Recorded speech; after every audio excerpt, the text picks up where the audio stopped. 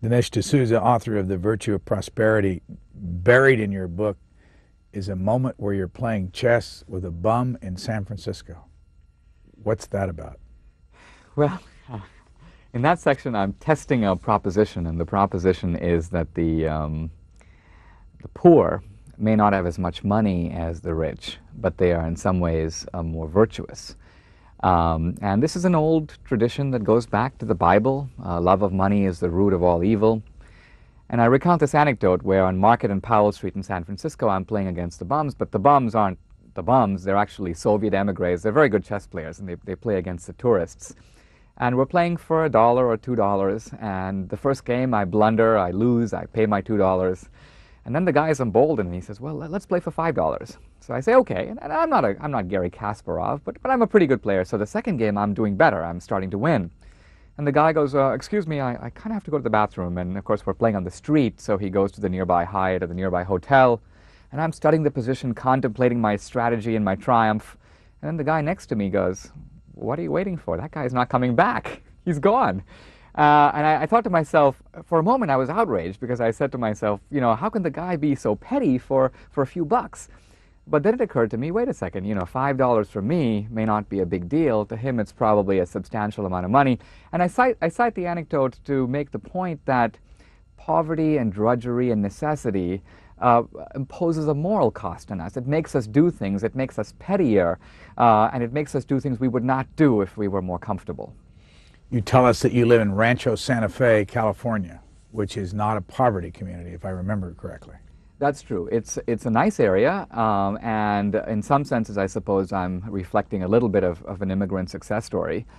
It's also, interestingly, a voluntary community, and by that I mean the people who live in San Diego are people whose lifestyles are flexible. We have screenwriters who move from LA, venture capitalists who move from San Jose, pilots who have lived all over the world. And what's interesting about the community is that I find in it many of the elements of true community. In other words, people talk about the decline of community. You don't get to know your neighbors.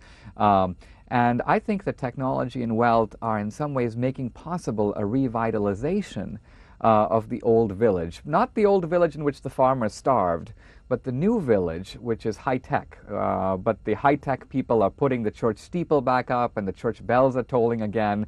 So in some ways, I'm seeing a way in which the new economy is undoing some of the problems with the old economy. Why do you live in Rancho Santa Fe? Well, we moved partly for family reasons. My family is in Bombay, India. My wife's family lives in San Diego. We have a little 5-year-old, so we had family reasons for moving. I also wanted to be, I lived in Washington for many years and was part of the political culture here. And Washington is a great place to live, but I suddenly, it began to dawn on me that there has been a big shift in the country away from the bureaucrat or the intellectual and toward the entrepreneur. And there's this thing out there called the new economy, and there are all these new guys who are staking a claim to leadership of society. And I said to myself, who are these guys? What do they believe? So I wanted to be in California because I wanted to study the new economy. How do you make your money?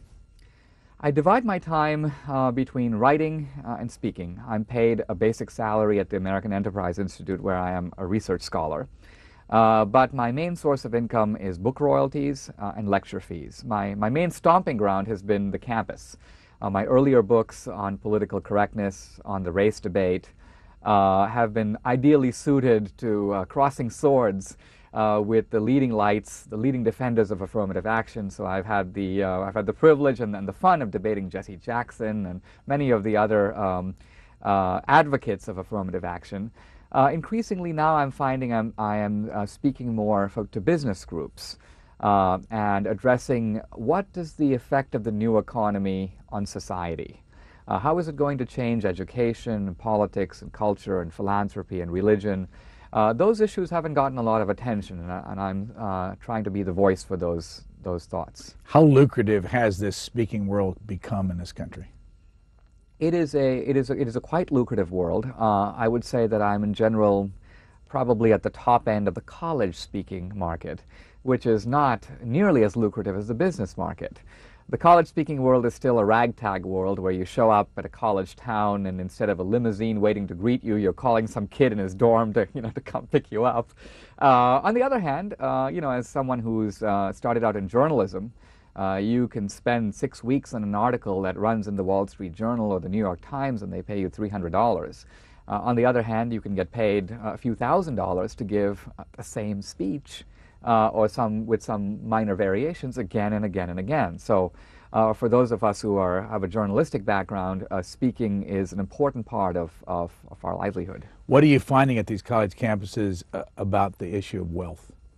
I find that there is a huge moral shift. The baby boom generation is in general ambivalent about wealth.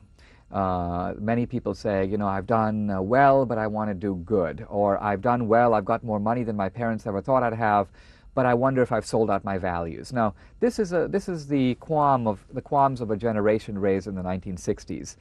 The younger generation doesn't feel that guilt about success, and they feel that entrepreneurship is a good idea. Look, when I first came to this country in the 70s, the prevailing ethos had been set by John F. Kennedy. If you're young, if you're idealistic, if you care, do what? Join the Peace Corps, become a public servant. And the assumption was that if you go to the private sector, well, you're kind of a selfish, greedy guy.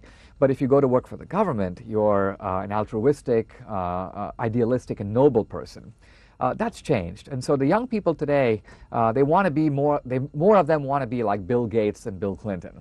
There's a sense in which by creating new things, we not only do well, but we make the world better. And so you'll hear lots of the young people, idealistic young people, the same guys who 30 years ago went to the Peace Corps, say, what I want to do is I want to give the kid in Nigeria the same access to information via the web that a Yale professor has. And that is my way of saving the world.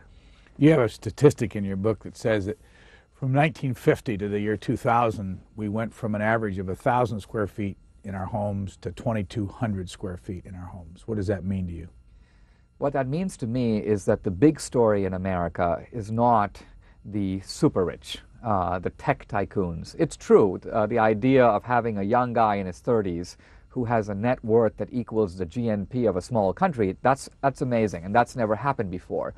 But the really big story in America is the rising tide of affluence as it affects the ordinary guy. I mean, we live in a society where the ordinary guy walks into a coffee shop and spends $4 for a non-fat latte.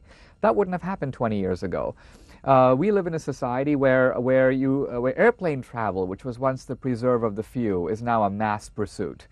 We live in a society where in 1980 there were 750,000 families that were millionaires, had a net worth of $1 million or more. Today, 5 million families. So 20 million people are living in a millionaire household. So what I say in the book is we have created the first mass affluent class in world history, and I call it the overclass. And what it tells me is that the great achievement of the West, which was to create a middle class, to take people who are poor and give them basic comfort, has now been topped. What we have done is taken people who are middle class and elevated them to a level of well-being that in the past only the very few, only aristocrats have enjoyed. What was the reason you came to the United States in 1978?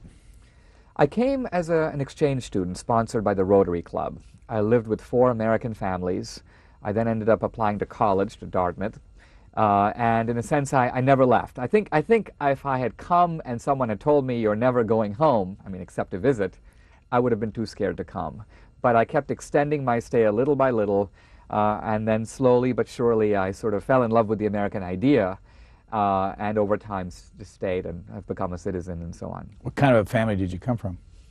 I come from a middle-class family. My father is a chemical engineer, my mom a housewife. And I've thought hard about what is it that has made my life different about America. And I would answer this way. If I had stayed in India, if I'd remained, I would have probably ended up living 1 mile from where I was born.